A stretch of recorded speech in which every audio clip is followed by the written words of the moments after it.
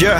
Ah, élus conformément à la folie des dieux, nous prêchons par le rap, nous ne falsifions pas les écritures, on veille à maintenir le cap. La folie des dieux qui est plus sage que les hommes nous a établis et c'est ça qui étonne. L'homme le plus spirituel, c'est celui qui a donné sa vie par amour pour les autres, celui qui regarde ses ennemis et qui dit papa pardonne leurs fautes.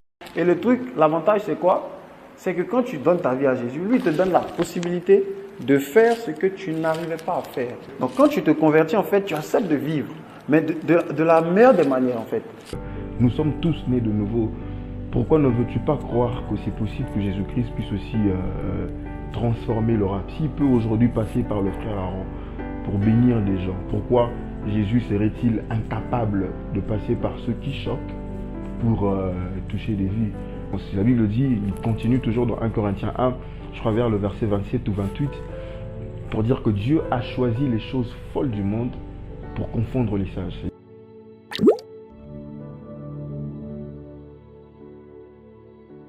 Le message pour la jeunesse, c'est quoi?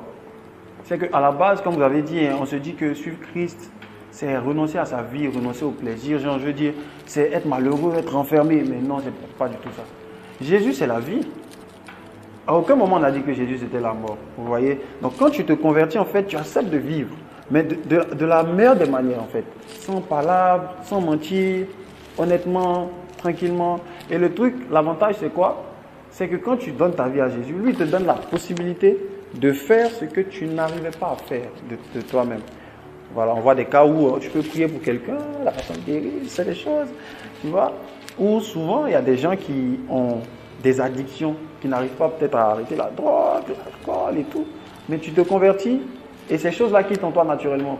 Donc, je me dis que voilà quoi, on a tout à y gagner en se convertissant. La troisième question nous vient du frère Aaron Bala qui demande, qui dit le rap chrétien, deux mots qui peuvent choquer, comment vous avez fait? Moi aussi j'aimerais dire Aaron Bala et Jésus, deux noms qui peuvent choquer, comment vous avez fait Aaron Bala?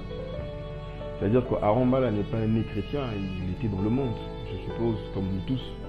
Mais aujourd'hui Aaron Bala sert Jésus certainement, il est chrétien, voilà. Et donc, de la même manière que Aaron Bala a été converti, il est aujourd'hui chrétien, il est né de nouveau. Pareil ici, si Dieu peut le faire pour Aaron, qui n'est pas né chrétien, parce que la Bible dit qu'il faut naître de nouveau, donc nous sommes tous nés de nouveau. Pourquoi ne veux-tu pas croire que c'est possible que Jésus-Christ puisse aussi transformer le rap? S'il peut aujourd'hui passer par le frère Aaron pour bénir des gens, pourquoi Jésus serait-il incapable de passer par ceux qui choquent pour toucher des vies?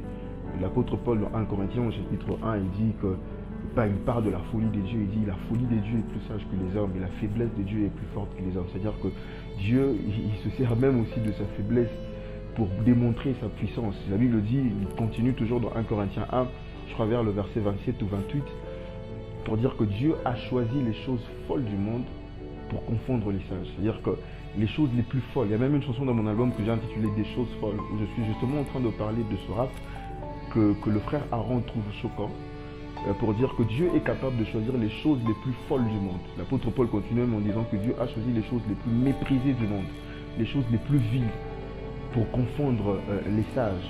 Et il rajoute pour dire afin que nul chair, afin que personne ne puisse se vanter devant Dieu.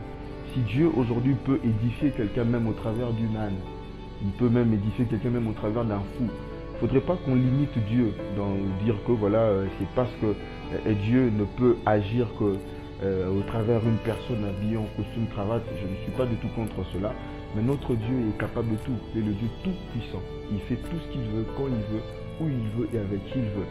Le rap chrétien, c'est deux mots qui peuvent choquer, mais laisse-moi te dire que dans le christianisme, en général, tu ne trouveras que des choses qui choquent. Tu trouveras un certain Saul qui a tué beaucoup de chrétiens, mais voilà, Dieu lui dit de devenir apôtre. Tu imagines ce que ça a fait aux chrétiens de cette époque-là de voir Saul de Tarse devenir apôtre. Imagine aujourd'hui, par exemple, s'il faudrait qu'on emmène Saul dans le contexte actuel, c'est-à-dire que le frère Saul serait par exemple un frère qui a persécuté de chrétiens, je sais pas moi, à Kinshasa, et qui se retrouve à Lubumbashi. Tu imagines que Saul a tué un de tes amis par exemple, mais Dieu lui dit que c'est celui-là qui a tué un de tes amis qui doit devenir chrétien. Tu trouves combien c'est choquant? Tu vois, l'histoire, la réalité de Saul est même plus choquante que le rap. Mais on voit pas ça, on voit que le rap. Dieu est capable de tout, frère Aaron. Donc, comment j'ai fait? Je n'ai rien fait du tout, j'ai juste obéi à la voix de Dieu. C'est justement ça que j'ai fait. Dieu m'a dit que c'était possible. Même moi aussi au début, j'y croyais pas, rassure-toi. Mais Dieu m'a dit qu'il peut faire ça. Et j'ai fait confiance en Dieu. Et voilà qu'aujourd'hui, il y a les résultats.